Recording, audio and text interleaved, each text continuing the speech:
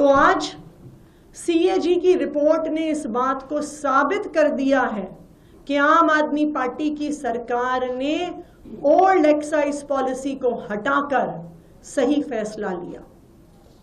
CAG report बताती है कि जो नई एक्साइज पॉलिसी थी,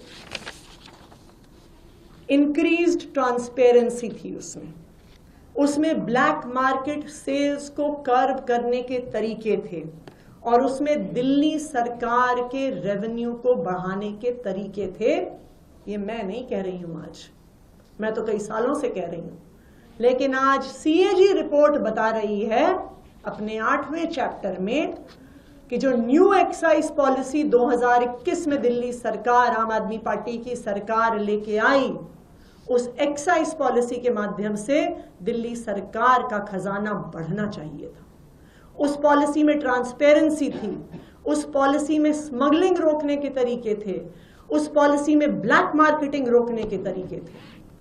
और जैसा हमने देखा, यही पॉलिसी पंजाब में इंप्लीमेंट हुई।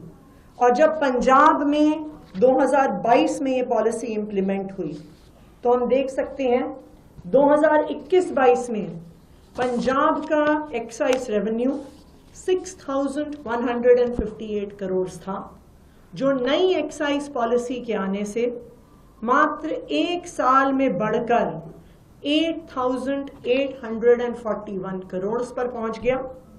और 2024-25 में अब फाइनेंशियल ईयर खत्म होने वाला है, प्रोजेक्टेड एक्साइज रेवेन्यू 10,146 करोड़ है। यानी 2021 से 2025 में इस न्यू एक्साइज पॉलिसी से, जो ट्रांसपेरेंट है, जो स्मगलिंग रोकती है, जो ब्लैक मार्केटिंग रोकती है, उसमें पंजाब में 65% इंक्रीज इन रेवेन्यू हुआ है। सीएजी रिपोर्ट ये भी बताती है कि अगर ये पॉलिसी दिल्ली में ठीक तरीके से इंप्लीमेंट होती तो दिल्ली की एक्साइज रेवेन्यू 4,108 करोड़ से बढ़कर 8,911 करोड़ तक पहुंच जाता, मात्र एक साल में। तो अब जो सवाल दिल्ली वालों के सामने है, अब जो सवाल देश के सामने है कि एक खराब पॉलिसी हटाकर एक अच्छी पॉलिसी लाई गई, एक ट्रांसपेरेंट पॉलिसी लाई गई, लेकिन उस पॉलिसी का ठीक से इंप्लीमेंटेशन नहीं हुआ तो वो 8,900 करोड़ तक सरकार का खजाना नहीं पहुंच पाया, 2,000 करोड़ कम रह गया।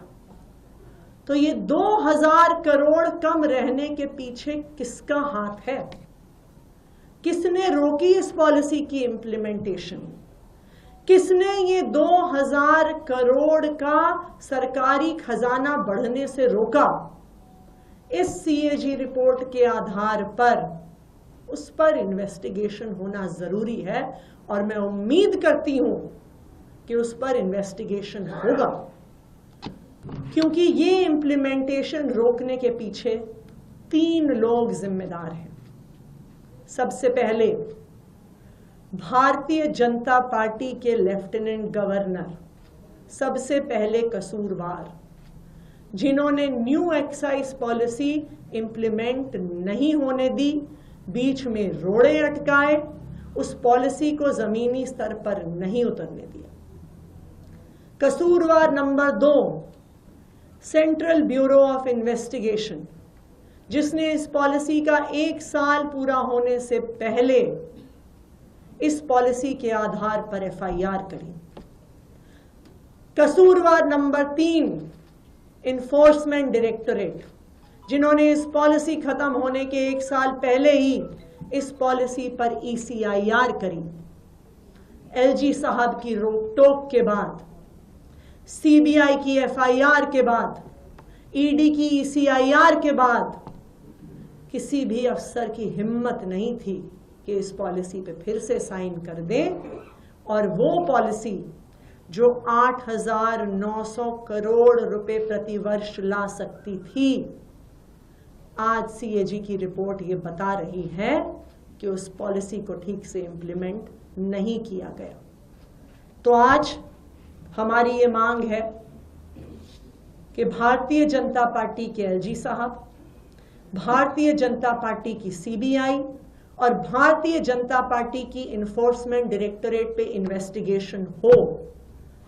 इस सीएजी रिपोर्ट के आधार पर इन्वेस्टिगेशन हो कि पता तो चले कि आखिरकार क्यों इस पॉलिसी को रोका गया, क्यों 2000 करोड़ का लॉस टू एक्सचेकर दिल्ली सरकार को करवाया गया।